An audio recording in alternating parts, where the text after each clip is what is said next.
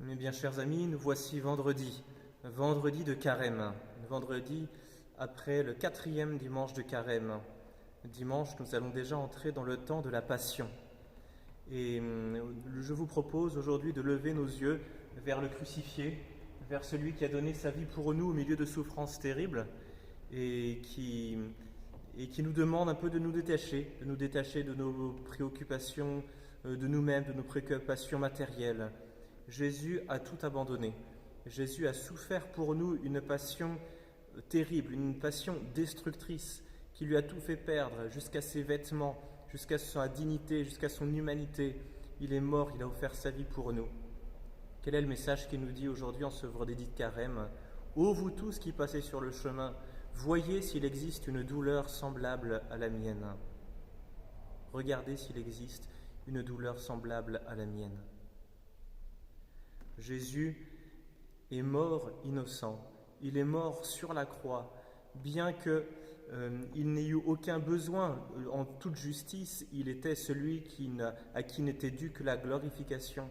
Et pourtant, il a accepté de prendre tous nos péchés sur ses épaules pour nous décharger du fardeau de nos péchés, pour nous décharger de la souffrance endurée pour nos péchés.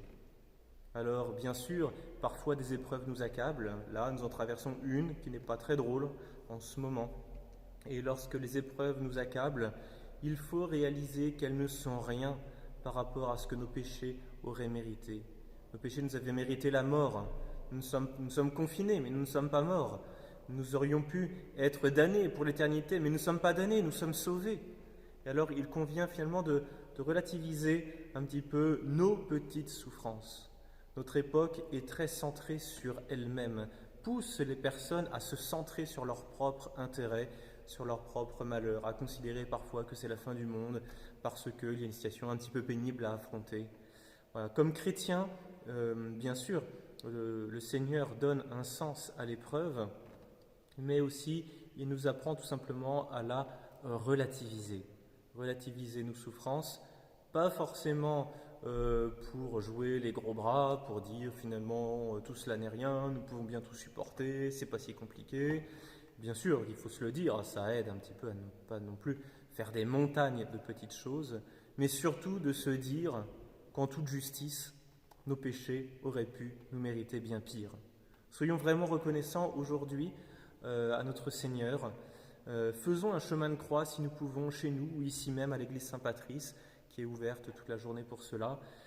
Faisons un chemin de croix et revivons dans notre chair, revivons dans notre cœur, revivons en esprit, dans notre prière, toute la passion qu'a endurée Jésus pour nous. Il nous demande de porter notre croix. Il faut le remercier lorsque des croix nous arrivent. Est-ce que nous pensons à remercier Jésus pour les croix qui nous sont envoyées, pour l'épreuve qui nous arrive en ce moment? Est-ce que nous l'avons remercié? Ou est-ce que simplement nous lui avons demandé de nous aider à mieux la vivre en considérant que c'était une injustice qui nous était imposée?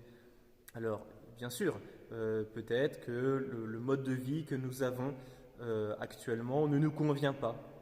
Mais qu'il nous convienne ou qu'il ne nous convienne pas, il nous est imposé. Et aujourd'hui, c'est notre croix. C'est là que Jésus nous attend. C'est là qu'il nous donne notre fardeau à porter. Alors portons-le joyeusement à sa suite.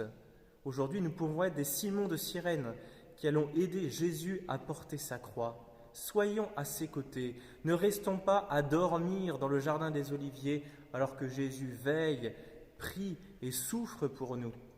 Voilà. Et soyons généreux aussi dans l'offrande de nous-mêmes, de toutes nos actions.